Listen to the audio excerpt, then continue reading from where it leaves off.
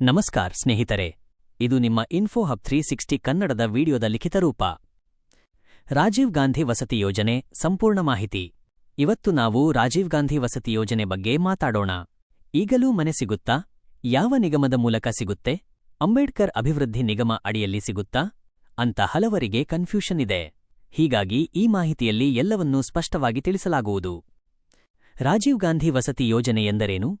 ರಾಜೀವ್ ಗಾಂಧಿ ವಸತಿ ಯೋಜನೆ ಅಂದರೆ ಬಡ ಮತ್ತು ನಿರಾಶ್ರಿತ ಕುಟುಂಬಗಳಿಗೆ ಸ್ವಂತ ಮನೆ ಕೊಡೋದು ಎಂಬ ಉದ್ದೇಶದಿಂದ ಕರ್ನಾಟಕ ಸರ್ಕಾರ ಶುರು ಮಾಡಿದ ಹೌಸಿಂಗ್ ಸ್ಕೀಮ್ ಆಗಿದೆ.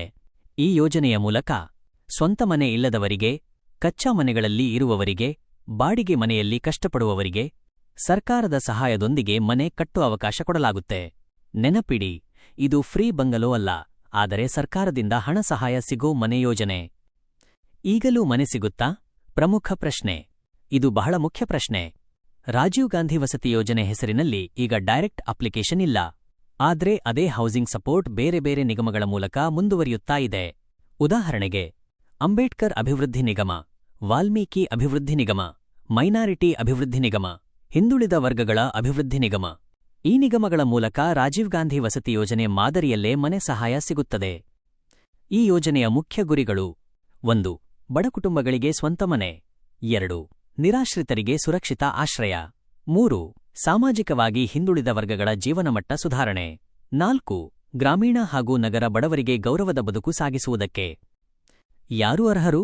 ಅರ್ಹತಾ ಮಾನದಂಡಗಳು.